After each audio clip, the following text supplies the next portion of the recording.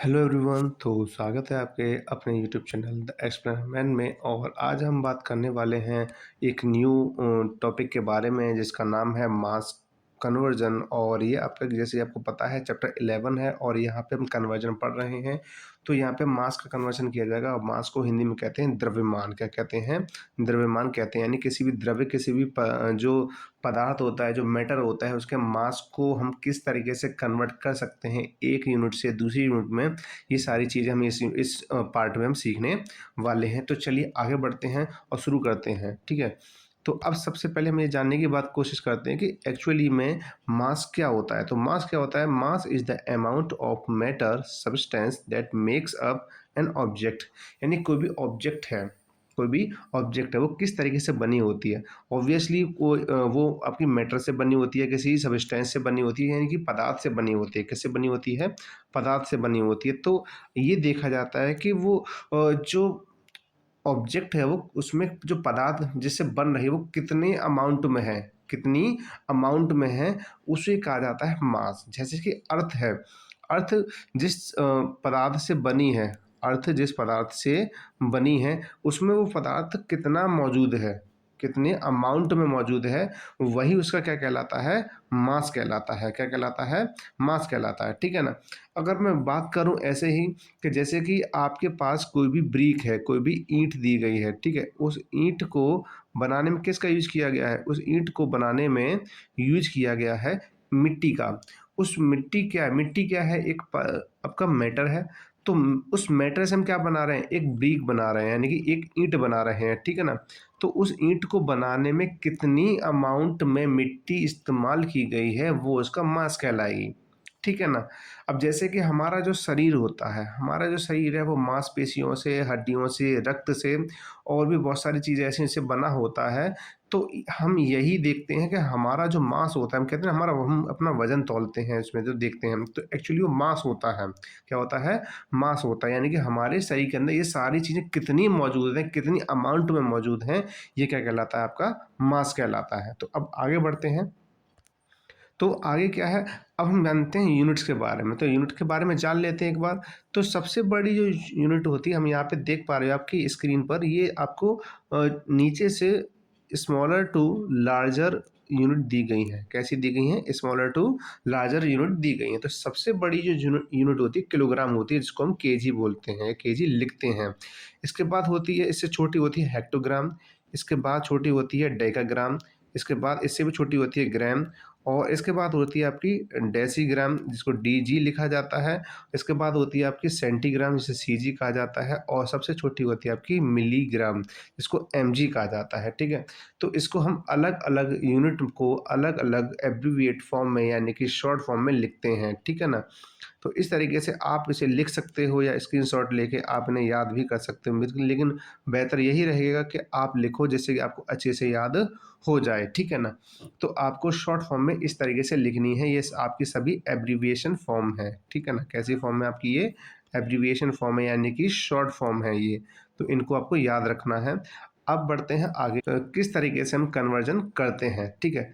तो कन्वर्जन करने के लिए हमारे पास क्या ऑप्शन है? कन्वर्जन करने के लिए हम क्या करते हैं, जैसे कि कभी भी हमें बड़ी यूनिट में जाना है। देखिए सबसे पहले स्क्रीन पर कि कभी भी हमें बड़ी यूनिट से, यानी कि ये क्या है हमारे पास? ये आपके पास बड़ी यूनिट है। कौन सी यूनिट है? सबसे बड़ी यूनिट है आपकी किलोग्राम। कौन सी है? किलोग्राम है। यानी कि अगर आपको 1 किलोग्राम के बराबर जानना है कि कितने ग्राम होते हैं, तो आप क्या करोगे? आप हमेशा ध्यान रखिएगा कि जब भी हम बड़ी यूनिट से छोटी यूनिट की तरफ जाते हैं, तो जाने के लिए हम क्या करते हैं? मल्टीप्लाई करते हैं। जब भी हम इस लार्जर यूनिट से स्मॉलर यूनिट की तरफ जाते हैं तो मल्टीप्लाई करते हैं। और कभी भी अगर हमें स्मॉलर वैल्यू से लार्जर वैल्यू की तरफ जाना हो, तब हम क्या करते हैं? डिवाइड करते हैं। क्या करते हैं? डिवाइड करते हैं। तो आप देख सकते हैं कि 1 केजी, आपको जो फिगर में जो दिख रहा है, आपको 1 केजी में ग्राम पता करना है। तो सबसे पहले देखिए 10 ये हो गया, एक 10 ये हो गया, और जैसे ये 10 आ जाएगा तो हम कहाँ पहुँच जाएंगे? ग्राम पर पहुँच जाएंगे। तो इस तरीके से इसमें कितने 10 आ रहे हैं? 3 आ रहे हैं, यानी कि 1 2 3। तो इससे क्या प्रूफ हुआ कि 1 केजी इक्वल टू कितने ग्राम होता है?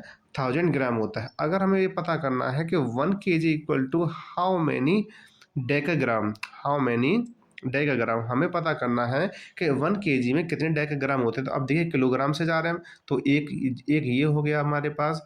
अब एक जैसे हम यहाँ पे जाएंगे तुरंत कहाँ पहुँच गए, हम डेकाग्राम पे पहुँच गए। तो इससे पता चला कि कितने जीरो आ कितने 10 आ रहे हैं, 2 टाइम्स आ रहे हैं, तो 1 2। तो इससे ये प्रूफ हो गया कि 1 केजी इक्वल टू कितने डेकाग्राम होते हैं, 100 डेकाग्राम होते हैं। अगर हमको ये पता करना है कि 1 KG is equal to how many decigram, तो आपको क्या पता करना है, डेसीग्राम पता करना है। क्या पता करना है, डेसीग्राम पता करना। तो अब देखिए किलोग्राम से जाइए, आप देखिए 1 2 3 4। अब जैसे यहाँ पे पहुँचोगे आप कहाँ पहुँच जाओगे, डेसीग्राम पे पहुँच जाओगे। तो कितनी बार आपके ये जीरो आए 10 आए हैं, तो 1 2 3 4।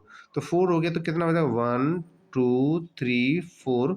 तो इस तरीके से समझ में आया कि 1 केजी इक्वल टू होते हैं 10,000 डेसीग्राम। कितने होते हैं, 1 केजी इक्वल टू होते हैं 10,000 डेसीग्राम। ठीक है, ये तो हो गया हमारी बड़ी यूनिट से छोटी यूनिट में कन्वर्जन करने का प्रोसेस। अब हम बात करते हैं स्मॉलर टू लार्जर यूनिट करने का। ठीक है, तो अब इसमें हम क्या करते हैं, अब इसमें जानते हैं कि किस तरीके से हम स्मॉलर यूनिट से लार्जर यूनिट में कन्वर्जन करेंगे, कैसे करेंगे। तो मैंने बता रखा है कि हम डिवाइड करेंगे। अब मान के चलिए कि 1 मिलीग्राम है, क्या है, 1 मिलीग्राम है, और हमें पता करना है कि 1 मिलीग्राम में कितने ग्राम होते हैं।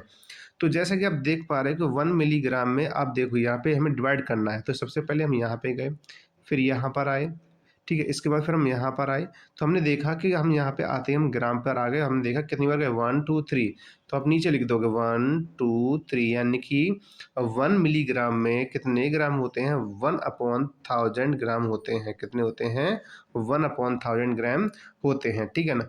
अब वही बात कर रहे हैं कि अगर हमसे ये कहा जाए कि 1 डेसीग्राम, क्या 1 decigram is equal to 1 decigram is equal to how many hectogram, how many hectogram. तो सबसे पहले हम क्या करेंगे, यहाँ पे हमें हेक्टोग्राम में निकालना है, क्योंकि हम क्या करते हैं, डिवाइड करते हैं। क्या करते हैं, डिवाइड। तो ये डेसीग्राम से जाएंगे, तो सबसे पहले कहाँ आएंगे हम, सबसे पहले हम आएंगे 1 2 और 3। यहाँ पे जैसे हम कहाँ पहुँच गए, हेक्टोग्राम पे पहुँच गए। तो देख सकते हैं कितनी बार 3 टाइम्स आ रहा है, तो 1 2 3। तो इससे ही समझ में आया कि 1 डेसीग्राम इज इक्वल टू कितने हेक्टोग्राम होते हैं, आपके 1/1000 हेक्टोग्राम होते हैं। तो इस तरीके से आपको शायद समझ में आ गया होगा कि हम किस तरीके से इनको कन्वर्जन कर सकते हैं, स्मॉलर टू लार्जर वैल्यू में और larger value to smaller values में। ठीक है ना। लेकिन आपको ये बात ध्यान रखना होगा कि आपको इस टाइप से ये चार्ट आपको दिख रहा है, ये जो चार्ट आपको दिख रहा है, ये आपको बना लेना है अपनी नोटबुक पर और चिपका देना है सामने, जिससे कि आप प्रैक्टिस करो तो आपको अच्छे से याद रहें और आप कन्वर्ट अच्छे से कर पाओ। क्योंकि आपको याद तभी होगा जब आप याद करने की कोशिश करोगे, सिर्फ वीडियो देखने से काम नहीं चलेगा। तो हम आगे बढ़ते हैं और अब हम करेंगे कुछ क्वेश्चंस, जिससे कि हमें कंफर्म होगा कि हम किस तरीके से कन्वर्जन कर सकते हैं। तो चलिए शुरू करते हैं हम। सबसे पहला क्वेश्चन, तो पहला क्वेश्चन इसमें जो दिया गया है वो बोला गया convert in units into gram, यानी कि हमें यहाँ पे जो दी गई है वो केजी में यूनिट दी गई है और हमें इसमें चेंज करनी है, केजी से ग्राम में चेंज करनी है। केजी से किस में चेंज करनी है, जी यानी ग्राम में चेंज करनी है, केजी यानी कि किलोग्राम। तो सबसे पहले जो दिया गया है वो हमें दिया गया है 8 केजी। तो आप क्या जानते हैं, आप जानते हैं कि 1 किलोग्राम में 1000 ग्राम होते हैं, ये भी आपको याद करना पड़ेगा। वो एक 1 केजी इज इक्वल टू, यहाँ लिख लेते हैं हम unit, 1 KG is equal to 1000 gram. ये आपने यूनिट याद रखनी है, ठीक है ना, इस तरीके से याद रखें। तो वो हम क्या करेंगे आगे, इसमें मल्टीप्लाई कर देंगे, क्योंकि ग्राम क्या होती है, छोटी यूनिट होती है, और किलोग्राम क्या होती है, बड़ी यूनिट होती है। तो हम क्या कर देंगे, मल्टीप्लाई कर देंगे 1000 से। तो हमारे पास जो आंसर आएगा वो कितना आ जाएगा, 8000 ग्राम आंसर आ जाएगा। जब 8 केजी को जब हमने चेंज किया ग्राम में, तो हमारे पास कितना आया, 8000 केजी, सॉरी 8000 ग्राम आ गया। अब हमें चेंज करना है 5 केजी को, हम सेकंड वाला आपके लिए छोड़ेंगे, ठीक है, 5 केजी को। तो 5 केजी को जब आप चेंज करोगे, किस में क्या करोगे, 5 केजी को जब चेंज करोगे, जैसे आपको पता है कि 1 kilogram is equal to 1000 gram होता है, और 1000 ग्राम को जब हम मल्टीप्लाई करेंगे तो हमारे पास जो आंसर आएगा वो कितना आएगा, 5000 ग्राम आंसर आ जाएगा। तो आई होप कि आपको सबसे सिंपल तरीका जो केजी वैल्यू को हमें ग्राम में चेंज करना है वो समझ में आ गया है, ठीक है। अब हम पॉइंट वाले क्वेश्चन को करते हैं, जिससे कि आपको कोई भी दिक्कत ना रहे, ठीक है। अब हम पॉइंट वाला क्वेश्चन करते हैं। पॉइंट वाला क्वेश्चन दिया गया है 1.01 kg। तो जैसे कि अभी आपको बताया गया कि 1 kg equal to how many gram, 1 kg equal to 1000 gram. तो 1.01 मल्टीप्लाई कितना हो जाएगा, 1000 हो जाएगा। अब आप देख पा रहे हैं यहाँ पे कि यहाँ पे जो पॉइंट लगा हुआ है 2 डिजिट पहले है, लेकिन यहाँ पे 0 3 है, तो हम यहाँ से पॉइंट हटाएंगे और यहाँ से 2 जीरो हटाएंगे, तो कितना हो जाएगा 101 मल्टीप्लाई 10, तो कितना हो जाएगा 1010 ग्राम। तो इस तरीके से हम किसी भी ऐसी वैल्यूज को जो सिर्फ केजी के अंदर दी गई है, हम उसको ग्राम में चेंज इजीली कर सकते हैं। ठीक है। अब आपको जो क्वेश्चन दिए गए हैं, बचे हुए जो क्वेश्चन है वो आपके लिए हैं कि आप एक बार ज़रा कोशिश करिएगा घर पे कि आप इन क्वेश्चंस को सॉल्व कर सकते हो या फिर नहीं। ठीक है। अगर आपको किसी प्रकार की कोई प्रॉब्लम होती है तो आप हमें कमेंट कर सकते हैं बेझिझक, और जब भी मैं वीडियो आगे बनाऊंगा तो आपको इन प्रॉब्लम्स का सॉल्यूशन ज़रूर दूंगा मैं। ठीक है। तो अब आगे क्या है, आगे जो क्वेश्चन दिया गया है वो बोला गया आपसे convert the following into kilogram, यानी कि हमें ग्राम में वैल्यू दी गई है, हमें किलोग्राम में वैल्यू चेंज करनी है। जैसे कि फर्स्ट क्वेश्चन दिया गया 4000 ग्राम। अब जैसा कि आप जानते हो कि 1000 is equal to 1 kilogram is equal to 1000 gram होता है। वैसे ही 1 ग्राम इज इक्वल टू होता है 1/1000 किलोग्राम। तो हम क्या करेंगे, यहाँ पे डिवाइड करेंगे 1000 का, तो 4000 मल्टीप्लाई 1000। क्यों करेंगे, क्योंकि 1 केजी में 1000 ग्राम ही होते हैं। तो इन 3 जीरो से ये 3 जीरो कट जाएंगे और हमारे पास जो आंसर आएगा वो किस में आएगा, केजी में आएगा। किस में आएगा, केजी में। तो इसका आंसर कितना आया, 4 केजी आ गया। कितना आ गया, 4 केजी। अब हम बात करते हैं अगले क्वेश्चन के बारे में। तो अगला क्वेश्चन क्या है, अगला क्वेश्चन है कि आपका 6000 कितना दिया गया है, 6000 ग्राम दिया गया है और हमें कन्वर्ट करना है इसको किलोग्राम में। जैसे कि भाई मैंने बताया कि जब हम छोटी यूनिट से, क्योंकि ग्राम छोटी यूनिट है और किलोग्राम बड़ी यूनिट होती है, तो हम क्या करते हैं, डिवाइड करते हैं। तो क्या कर देंगे हम, डिवाइड किसका, 1000 का, क्योंकि 1 किलोग्राम इज इक्वल टू कितना होता है, 1000 ग्राम होता है। तो 3 जीरो से ये 3 जीरो कैंसिल हो गए, हमारे पास सिर्फ क्या बचा, 6 केजी बचा। ठीक है। अब बाकी के जो क्वेश्चन है आपके लिए लगभग नहीं 100% सेम टू सेम क्वेश्चन है, तो इसमें आपको शायद कोई भी दिक्कत ना होगी कि आप इसे चेंज ना कर पाओ या फिर आप इन क्वेश्चंस को सॉल्व ना कर पाओ। ठीक है ना। तो चलिए हम आगे बढ़ते हैं और आगे और क्वेश्चन करते हैं और समझते हैं किस तरीके से कन्वर्जन और हो सकता है। तो अब क्वेश्चन दिया गया है आपको कि convert the following kilogram and gram into grams, यानी कि हमें जो किलोग्राम और ग्राम में वैल्यू दी गई है, हमें इसको कन्वर्ट करना है ग्राम के अंदर। ठीक है। तो सबसे पहले जो दी गई है 2 केजी और कितना दिया गया है 350 ग्राम। तो आपको क्या करना है, इन दोनों को वैल्यूज को अलग अलग लिख लेना है। कैसे लिख लेना है, जैसे 2 केजी अलग लिख लिया और प्लस लगा के हमें ग्राम अलग लिख लिया। ठीक है। अब हमें ग्राम में चेंज करना है। आप ये समझ इतना तो समझ सकते हो, ग्राम को कभी भी ग्राम में चेंज कर ही नहीं सकते, हमें किस में चेंज करना है, सिर्फ किलोग्राम को चेंज करना है। और किलोग्राम चेंज करने का प्रोसेस अभी मैंने बताया था कि 1 किलोग्राम इज इक्वल टू होता है 1000 ग्राम, और 1000 ग्राम जब चेंज करेंगे तो कितना हो जाएगा आपका यहाँ पे 2000 ग्राम प्लस अब कर देंगे हम यहाँ पे 350 ग्राम। तो बाद में जब इनको प्लस करेंगे तो प्लस करने पर कितना आ जाएगा 2350 ग्राम आंसर आ जाएगा। ठीक है। तो आई होप कि अब ये क्वेश्चन भी आपको थोड़ा थोड़ा समझ में आने लग गया। हम एक क्वेश्चन और करेंगे इससे बेस्ड, इसके बाद हम आगे बढ़ेंगे। तो आगे क्या है, आगे क्वेश्चन है हमारा 5 केजी एंड 275 ग्राम। तो हमें क्या करना है, इनको अलग अलग लिखना है। 5 केजी प्लस 275 ग्राम।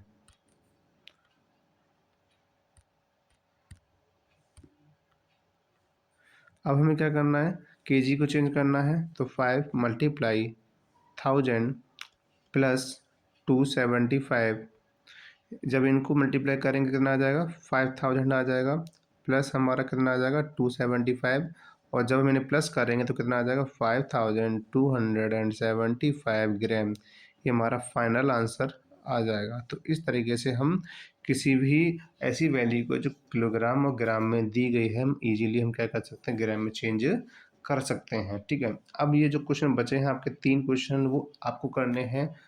अब ये क्वेश्चन मैं क्यों दे रहा हूँ, क्योंकि आपको ये प्रैक्टिस करनी है, और अगर आप प्रैक्टिस नहीं करोगे तो ऑब्वियसली आप चीज़ों को भूल जाओगे। तो बस आज के लिए इतना ही। अब बचा हुआ जो हमारा टॉपिक है, हम उसे कल करेंगे, ठीक है। हम कल करेंगे। और आज बहुत ही ख़ास दिन है, जो कि आज बाल दिवस है। क्या है? बाल दिवस है, या फिर जिसे हम कहें चिल्ड्रंस डे भी कहते हैं। और ये क्यों मनाया जाता है आप सभी को पता है कि इस दिन हमारे देश के प्रथम प्रधानमंत्री यानी first prime minister Pandit Jawaharlal Nehru ji का जन्म हुआ था। और इसके लिए आप सभी को मेरी तरफ से शुभकामनाएँ। तो अब आप बस पढ़ते रहिए, खुश रहिए, स्वस्थ रहिए, और मिलते हैं हम नेक्स्ट वीडियो में।